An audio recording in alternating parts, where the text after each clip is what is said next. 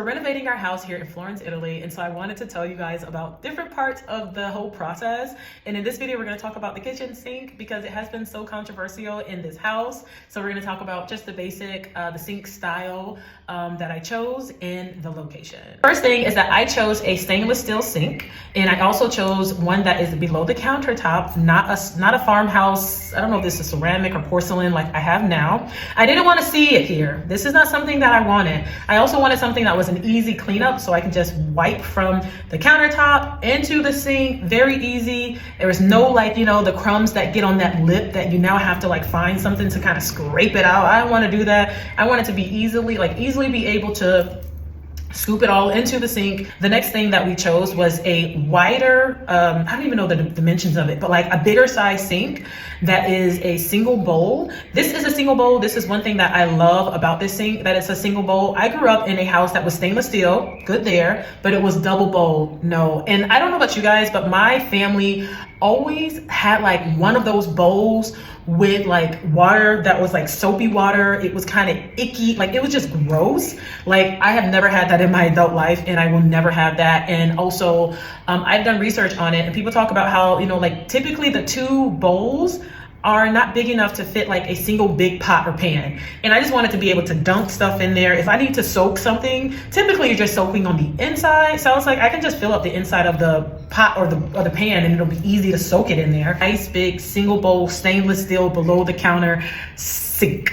I just love it. I just love it. Next thing that I decided was that we were going to do a faucet that was not one of those curvy faucets like you have here.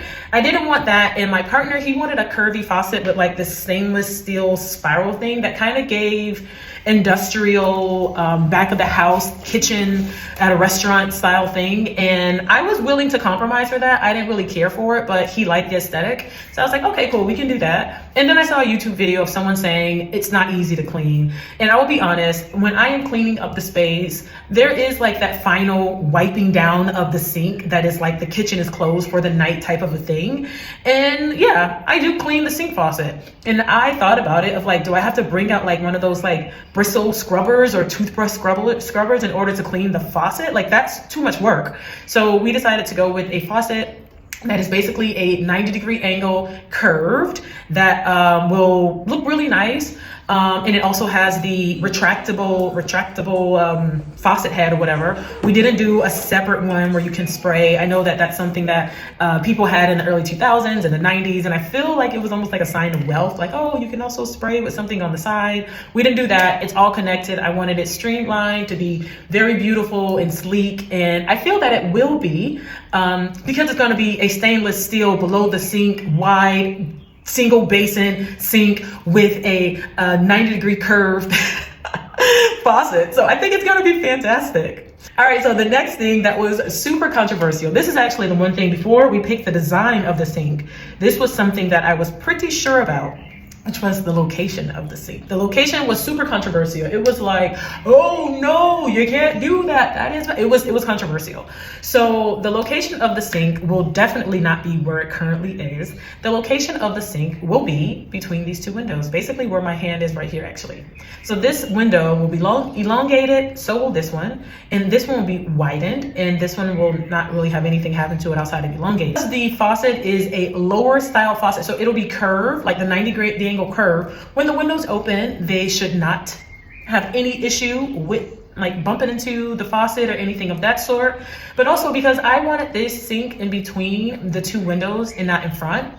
That was the controversial thing about it, because most people have their sinks below a window. That's just how it is, 9 times out of 10.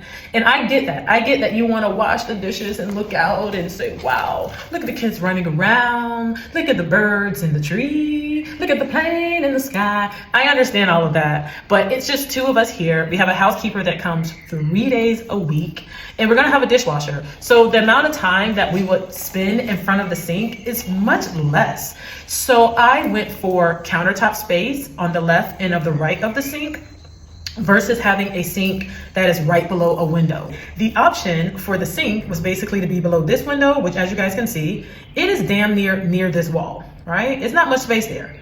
Or below this window, which will be not too far from the stove.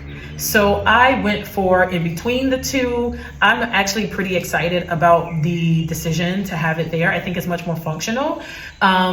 And I don't think anyone's really gonna notice it because it's gonna be such a really pretty kitchen. And with so much countertop space, I can put flowers, I can put fruit, I can put so much on it. Anyway, guys, that's it. Don't forget to like, comment, and subscribe, and or just follow me on my social media platforms, especially if you're interested in knowing more about the process, the progress of renovating a very old home. Ciao.